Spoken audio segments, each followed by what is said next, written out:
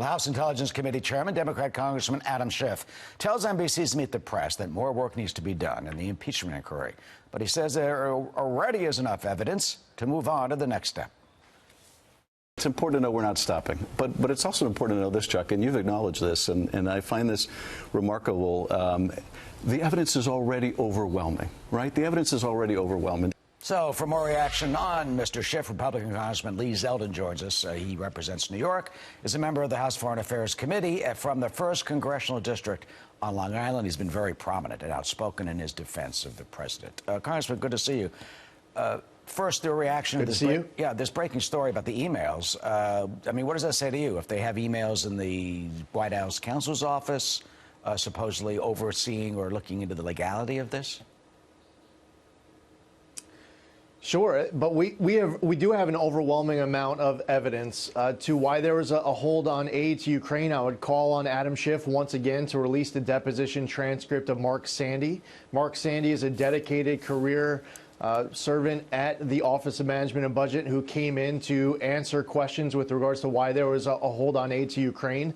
There is an overwhelming amount of evidence. We know that it wasn't until the end of August, after a political story, August 29th, that President Zelensky and his top aides confirmed that there was a hold on aid to Ukraine. We have an overwhelming amount of evidence that also tells us that that hold was released shortly thereafter and that Ukraine didn't have to open any new investigations, they didn't have to announce any new investigations in order to get that hold lifted. We know that President Trump was going to meet with President Zelensky on September 1st. If not for Hurricane Dorian, Vice President Pence went in his place, but just a few weeks later, President Trump met with President Zelensky at the United Nations. I could go on. I mean, I could spend the next 20, 30, 40 minutes here just laying out all the overwhelming evidence that shows that the president was concerned about corruption in Ukraine, that U.S. law requires the United States by law and policy to ensure that Ukraine is combating corruption. The president was concerned about 2 legitimate cases regarding Burisma and Zlochevsky, as well as Ukrainians interfering in the 2016 election. Well, you know what the Democrats say, and what Schiff said today, that there's overwhelming evidence, in his view, of wrongdoing by the president. But he did, in one interview, he did stop short of saying whether or not he's decided on moving forward with impeachment. Well, we have already subpoenaed him for documents, and we're in discussions with the Southern District of New York. So we are pursuing it, but at the same time, we'd like to know what the documents have to say before we make a decision about witnesses. This is why we've subpoenaed Pompeo for documents and others for documents. That's him talking about Lev Parnas and Rudy Giuliani and that sort of thing. So, what's your reaction to that, and that they've wrapped this up, and now it goes to the Judiciary Committee? Yeah, his mind is made up. And the people who are pushing for impeachment have been pushing for impeachment since Donald Trump was elected, since he was getting sworn into office.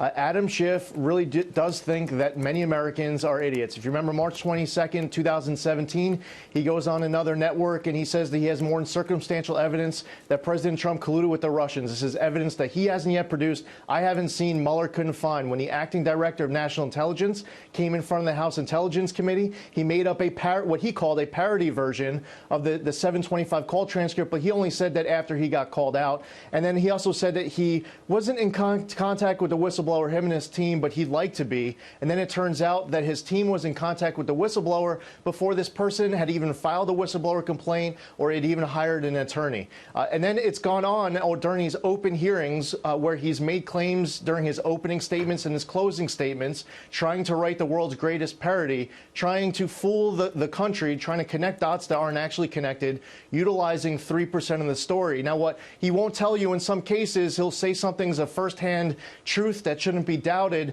and then you dig deeper and you realize it's actually Ambassador Taylor telling us that Tim Morrison told him, that Sondland told Morrison, that the president told Sondland.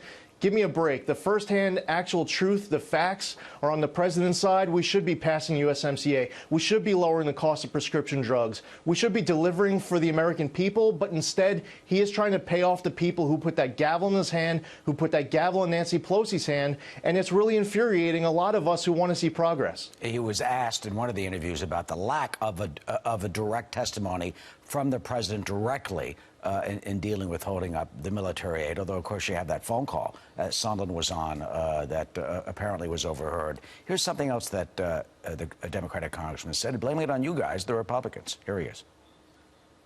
First, they hung their hat on there's no evidence of a quid pro quo. Then there was overwhelming evidence of a quid pro quo. Now some are hanging their hat on, well, what's your evidence that the president withheld the military aid? The president's own chief of staff has admitted they withheld the military aid to get this investigation, this crazy DNC server investigation, which is part of a Russian disinformation campaign. So finally, Congressman, what would your reaction to that be? And what do you think Republicans can have in their own report? Because apparently they can file their own report, I guess as a minority dissent, one would assume.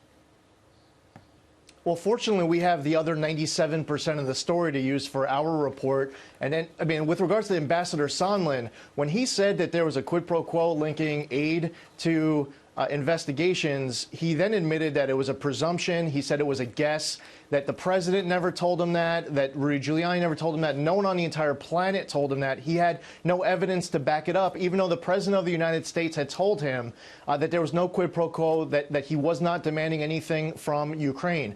With regards to where we go from here, and Adam Schiff is challenging the president. Now, listen, if precedent means anything, back when Bill Clinton was being impeached, Ken Starr, who was the independent counsel, presented his case to the House Judiciary Committee, and President Clinton's attorney had the opportunity to cross-examine Ken Starr. In this case, if Adam Schiff considers himself the prosecutor, the judge, the jury, the witness coach, the chief strategist for lying and leaking, and everything else that goes with his conduct over the course of these last few months in dealing with this, then that report that he's drafting, he should present in person to the House Judiciary Committee, and that President Trump's counsel should have the opportunity to cross-examine him. Adam Schiff has some answers that he needs to provide. There's some questions that I'd certainly know that many of my colleagues would want to ask him, and the President's counsel would as well. The problem is that his case is going to fall apart. It's not just about protecting the whistleblower. He's trying to protect his own hide. He's trying to protect people like Lieutenant Colonel Vindman,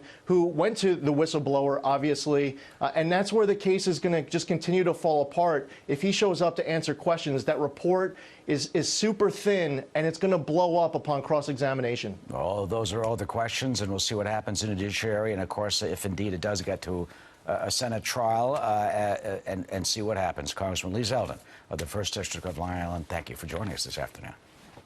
Thank you, Eric. Of course.